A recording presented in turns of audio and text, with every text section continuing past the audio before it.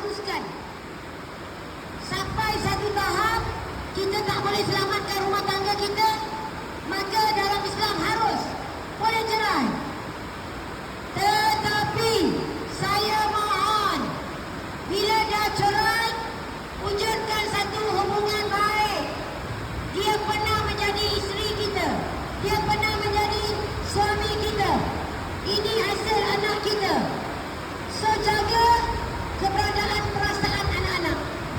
Kerana ramai dekat sekolah anak yang bermasalah, bila kita panggil, saya Ustazah tak boleh belajar Ustazah. Ustazah saya kat rumah terpaksa memendam Ustazah. Kesian. Saya kata kenapa? Mak ayah bercerai. So pertama, jadi mak ayah yang masih ada motivasi. Allah telah jadikan hidup kita bercerai, belum menjadikan hidup kita tak bagus. Ramai saya tengok orang bercerai, reda dengan ketentuan Allah, anak berjaya, kita berjaya. Apatah lagi tuan-tuan yang ada isteri dan ada suami hari ini. Siapa datang isteri saja, doa benda ini sampaikan kepada suami yang tak datang. Yang datang dua-dua, tahniah, hebat. Sebab itu saya tengok kat sekolah, yang cemerlang ni kebanyakan kedua-dua mak ayah selalu datang sekolah. Dia datang dua, Ustazah minta maaf isteri saya tak boleh datang kali ni, cuti tak boleh ambil, saya datang Ustazah. Tengok akan datang Ustazah, suami saya tak boleh datang sebab cuti saya, isteri saya tak sihat. Tak ada masalah. Setahun bergilir-gilir tengok prestasi anak. Akhirnya anak dia berjaya tuan-tuan. Walaupun kita hanya kerja, orang kata tidak hebat mana pun.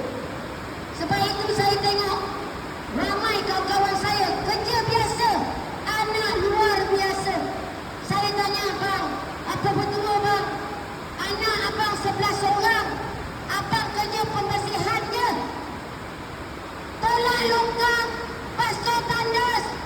Tuan-tuan, bukan kita nak hina, tapi anak 11 orang semua masuk universiti. 11 orang semua boleh baca Quran. Malu saya. Kita anak cikgu, kadang anak kita pun degil.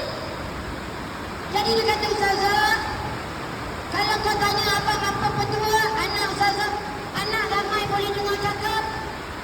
Abang kerja seorang, kakak kau tak kerja. Pertama saya nampak apa? Isteri dia masak dengan rasa.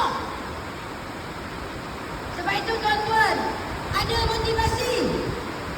Datang hari ini bukan jemputan, bukan jemputan. Ini adalah pilihan Allah tuan-tuan.